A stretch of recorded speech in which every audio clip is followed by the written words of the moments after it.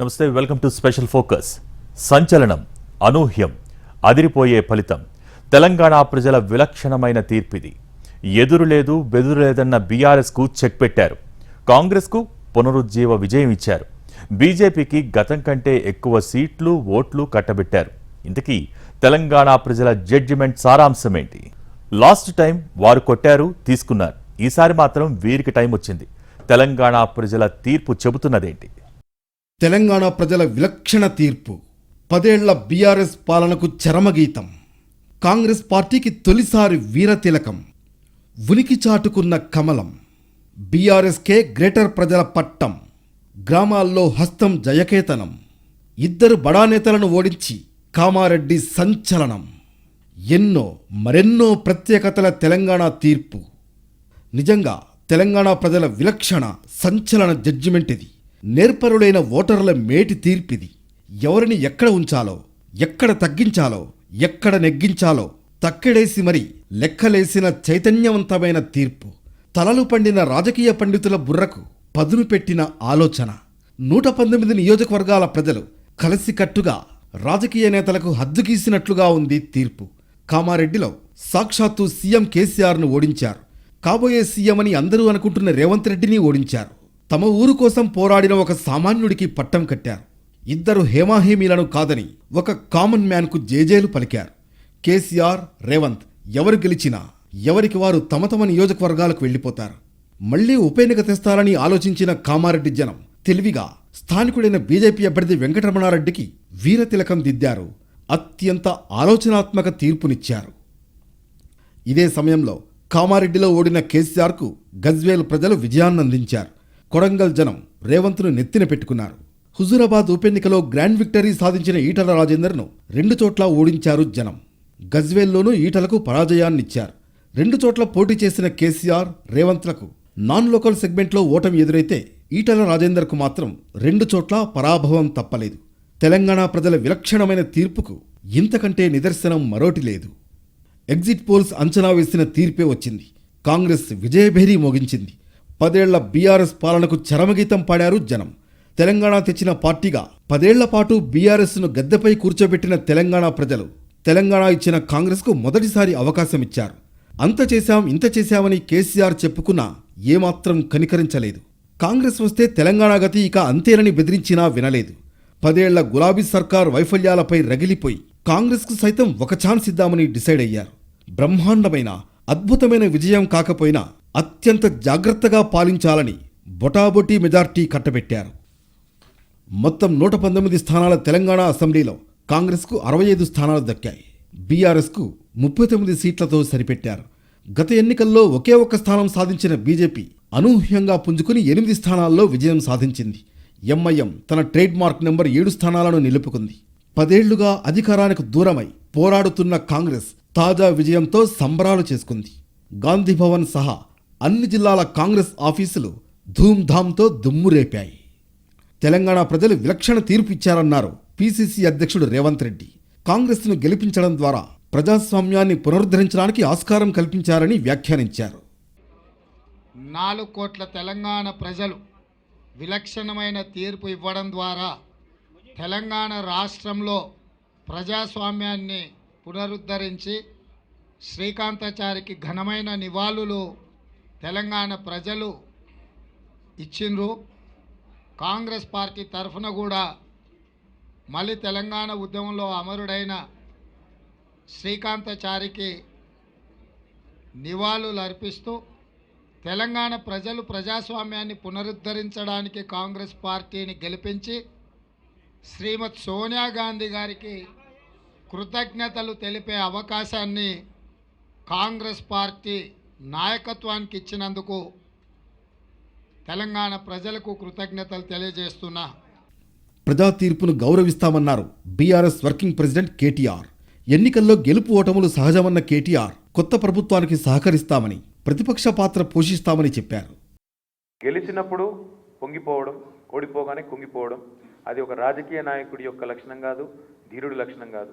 ఎట్లాంటి ప్రతికూల పరిస్థితి ఉన్నా మేము తెలంగాణ ఉద్యమంలో చాలా ధీరోదత్తంగా పోరాడినాం. మేము ఎన్నో చూసాం. ఇట్లాంటి మమ్మల్ని ఖతం చేయాలన్న ప్రయత్నాలు ఎన్నో, మా పార్టీని ఫినిష్ చేయాలన్న ప్రయత్నాలు ఎన్నో చూసాము. కాబట్టి ఇవాళ ప్రజలు ఎందుకు నిర్ణయం తీసుకున్నారు. We will have to respect that. We will have to respect their mandate. And I hope in days to come, there will be a number of opportunities. ఈసారి కూడా సెటిలర్స్ బీఆర్ఎస్ వైపే నిలబడ్డారు. కూకట్పల్లి, శేరిలింగంపల్లి, ఎల్బీ నగర్, మల్కాజ్గిరి, కుత్బుల్లాపూర్, మేడ్చల్ నియోజకవర్గాల్లో బీఆర్ఎస్ని ఆదరించారు సెటిలర్స్. రాష్ట్రమంతటా హవా చూపించి అధికారం సాధించగలిగిన కాంగ్రెస్ హైదరాబాద్లోని 15 నియోజకవర్గాల్లో ఒక్కటంటే ఒక్క దాంట్లోనూ గెలవలేకపోయిందంటే దానికి సెటిలర్స్ ఓటే కారణం. ఓ రకంగా బీఆర్ఎస్కు ఆ మాత్రం సీట్లు రావడానికి కారణం సీమాంధ్రులేనని విశ్లేషకులు అంటున్నారు. వారు కూడా కాంగ్రెస్ వైపు మొగ్గు చూపి ఉంటే బీఆర్ఎస్కు మరింత పరాభవం ఎదురయ్యేదంటున్నారు. ఉత్తర తెలంగాణలో కాంగ్రెస్ అనూహ్య ఫలితాలు సాధించింది. రూరల్ ఏరియాల్లో కాంగ్రెస్ జోష్ కొనసాగితే అర్బన్ నియోజకవర్గాల్లో బీఆర్ఎస్ ఎక్కువ సీట్లు సాధించింది. తెలంగాణ అసెంబ్లీ ఎన్నికల్లో బీజేపీ మంచి ప్రదర్శనే చేసింది. 2018 అసెంబ్లీ ఎన్నికల్లో ఒకే స్థానానికి పరిమితమైన బీజేపీ ఈసారి 8 సీట్లను గెలుచుకోగలిగింది. ఉమ్మడి ఆదిలాబాద్ జిల్లాలో 4, ఉమ్మడి నిజామాబాద్ జిల్లాలో 3, హైదరాబాద్లో 1 సీటు గెలిచింది. గెలుపే కాదు, బీజేపీకి కొన్ని షాకులు కూడా తగిలాయి. ఆ పార్టీ ముఖ్య నేతలంతా ఓటమి పాలయ్యారు.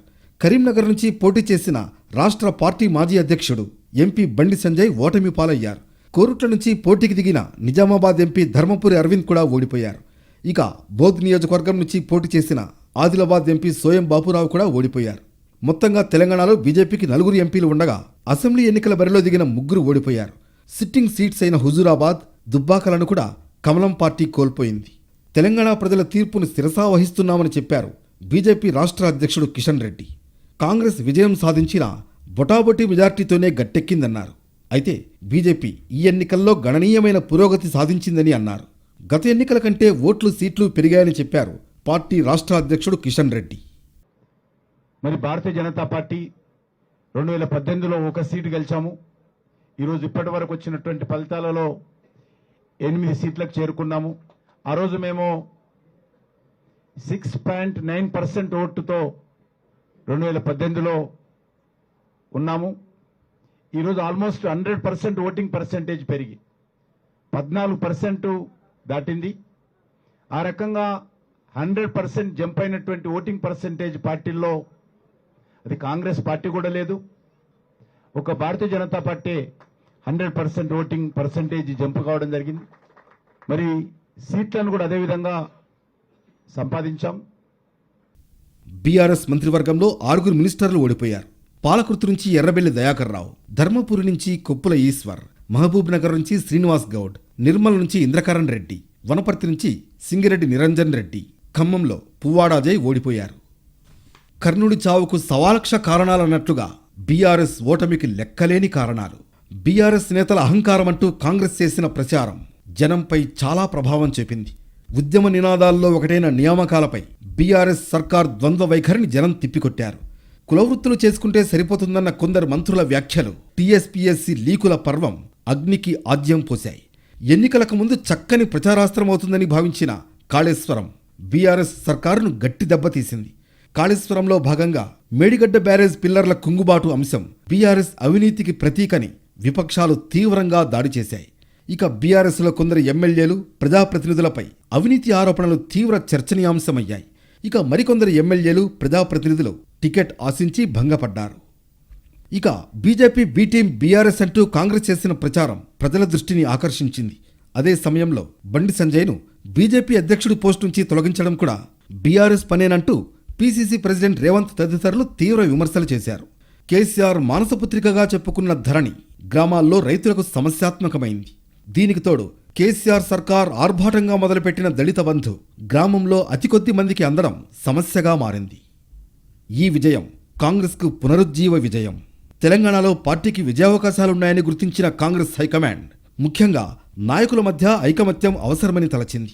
అందులో భాగంగా సీనియర్లను పిలిపించి వారితో కలిసి పోరాడాల్సిన అవసరాన్ని స్పష్టం చేసింది. రాహుల్ జోడో యాత్ర కాంగ్రెస్ శ్రేణుల్లో నూతనోత్సాహం నింపింది. 6 గ్యారంటీల నినాదం జనంలోకి బలంగా వెళ్ళింది.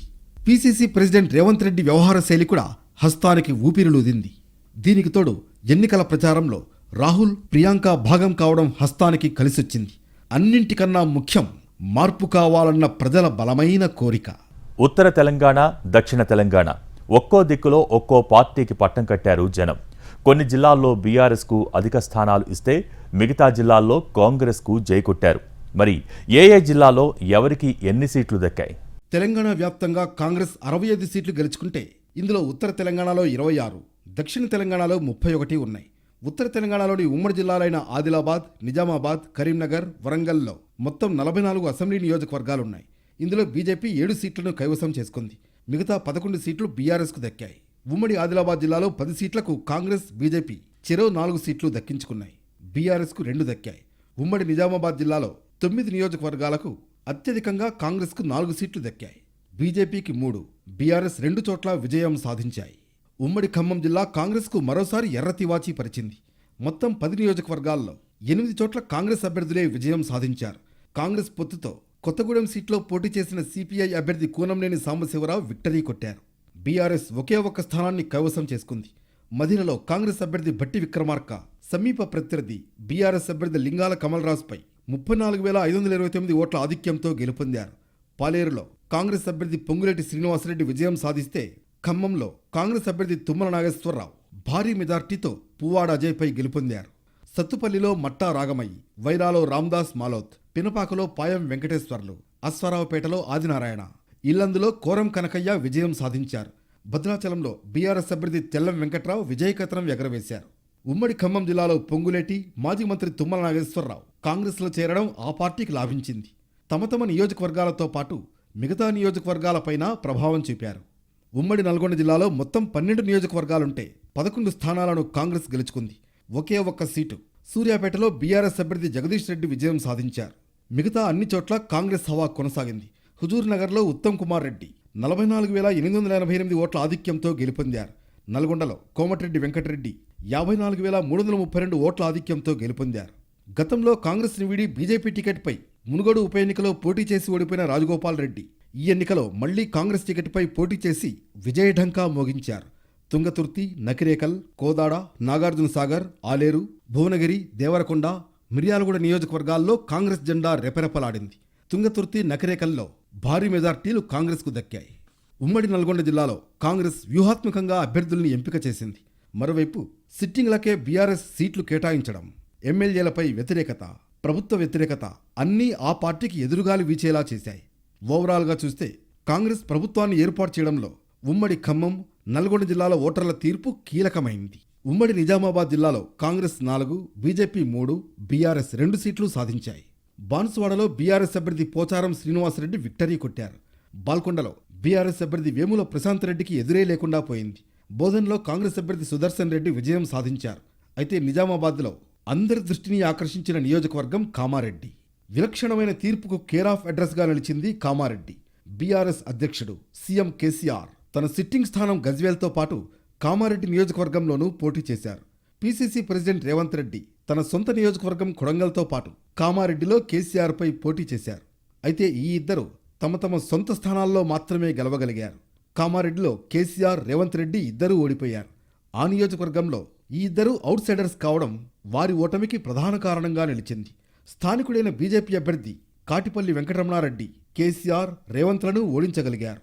ఇద్దరు మహామహులను ఓడించి చరిత్ర సృష్టించారు. ఇవాళ గెలవడానికి ఈ పరిస్థితి కల్పించినటువంటి ఈ ప్రజలందరికీ కూడా ధన్యవాదాలు తెలియజేస్తున్నాను. అమ్మ వాళ్ళిద్దరికి కూడా నేను ధన్యవాదాలు చేస్తున్నాను. రేవంత్ రెడ్డి గారికి, కేసీఆర్ గారికి. వారి ఇక్కడికి రావడం వల్లనే నా పేరు ఇంతగానం తెలిసింది. మీరందరూ నన్ను టీవీలో చూపిస్తాను. లేకుంటే 119 నియోజకవర్గాల్లో నేను ఒక్కనయ్యేవాని. రాజకీయ మార్పు కోరిన, నీతి నిజాయితీతో ఉండాలనుకున్నా, ఎంత పెద్దోళ్ళు ఎదురుగున్నా డబ్బు ఇవ్వలేదు, మద్యం ఇవ్వలేదు, ప్రజలు నీతిగా పట్టం కడతారనుకున్నా పట్టం కట్టారు, విజయం పొందారు. ఇలా కొన్ని జిల్లాల్లో కాంగ్రెస్, మరికొన్ని జిల్లాల్లో బీఆర్ఎస్ విజయం సాధించాయి. కరీంనగర్, వరంగల్, రంగారెడ్డి, హైదరాబాద్ ఉమ్మడి జిల్లాల ఫలితాలు కూడా ఆసక్తికరంగా ఉన్నాయి. కొన్ని జిల్లాల్లో ఒక పార్టీ ఎదురే లేకుండా సాగితే ఇంకో పార్టీని పెద్దగా పట్టించుకోలేదు ఓటర్లు. ఉమ్మడి కరీంనగర్ జిల్లాలో కాంగ్రెస్కు అనూహ్య ఫలితాలొచ్చాయి. 13 స్థానాల్లో కాంగ్రెస్కు 8 వస్తే బీఆర్ఎస్కు 5 వచ్చాయి. కరీంనగర్లో బీజేపీ అభ్యర్థి బండి సంజయ్ ఓటమి పాలయ్యారు. గంగుల కమలాకర్ చేతిలో ఓటమి తప్పలేదు. హుజూరాబాద్లో ఈటల రాజేందర్ అనూహ్యంగా ఓడిపోయారు. హుస్నాబాద్లో పొన్నం ప్రభాకర్ గెలిచారు. ధర్మపురి నుంచి మంత్రి కొప్పుల ఈశ్వర్కు ఓటమి తప్పలేదు. సిరిసిల్ల నుంచి బీఆర్ఎస్ వర్కింగ్ ప్రెసిడెంట్ కేటీఆర్ గెలిచారు. ఉమ్మడి వరంగల్ జిల్లా వాసులు కాంగ్రెస్కే పట్టం కట్టారు. ఇక్కడ కాంగ్రెస్ ఏకంగా 10 సీట్లు గెలుచుకుంటే బీఆర్ఎస్కు 2 సీట్లు దక్కాయి. పాలకుర్తి నుంచి ఎర్రబెల్లి దయాకర్ ఓడిపోయారు. స్టేషన్ ఘన్పూర్ నుంచి కడియం శ్రీహరి గెలిచారు. వరంగల్ వెస్ట్ నుంచి కాంగ్రెస్ అభ్యర్థి నాయని రాజేందర్ రెడ్డి గెలవగా దాస్యం వినయ్ భాస్కర్ ఓడారు. వరంగల్ ఈస్ట్ నుంచి ఎర్రబెల్లి ప్రదీప్ కుమార్ రావుపై విజయం సాధించారు. దక్షిణ తెలంగాణలో బీఆర్ఎస్కు పూర్తిగా ఎదురుగాలి వీచింది. ఉమ్మడి మహబూబ్నగర్ జిల్లాలో 14 సీట్లు ఉంటే కాంగ్రెస్ 12 సీట్లలో విజయకతనం ఎగరవేసింది. ఇక్కడ బీఆర్ఎస్ కేవలం 2 సీట్లు గెలుచుకుంది. కొడంగల్ నుంచి రేవంత్ రెడ్డి విజయం సాధించారు. జడ్చర్ల నుంచి బీఆర్ఎస్ అభ్యర్థి లక్ష్మారెడ్డి ఓడిపోయారు. గద్వాల నుంచి బీఆర్ఎస్ నేత కృష్ణమోహన్ రెడ్డి విజయం సాధించారు. కొల్లాపూర్ నుంచి బర్రెలక్క ఏమాత్రం ప్రభావం చూపలేకపోయారు. కాంగ్రెస్ నుంచి పోటీ చేసిన జూపల్లి విజయం సాధించారు. వనపర్తి నుంచి కాంగ్రెస్ అభ్యర్థి మేఘారెడ్డి గెలుపొందగా మంత్రి నిరంజన్ రెడ్డి ఓటమి పాలయ్యారు. బీఆర్ఎస్కు 39 సీట్లు దక్కాయంటే ఉమ్మడి రంగారెడ్డి, మెదక్ జిల్లాలే కారణం. సెంట్రల్ తెలంగాణలో ఉమ్మడి జిల్లాలైన మెదక్, రంగారెడ్డి, హైదరాబాద్లో మొత్తం 39 సీట్లు ఉంటే బీఆర్ఎస్కు 24 సీట్లు దక్కాయి. కాంగ్రెస్ కేవలం 7 సీట్లకే పరిమితమైంది. ఎంఐఎం 7 సీట్లలో విక్టరీ కొట్టింది.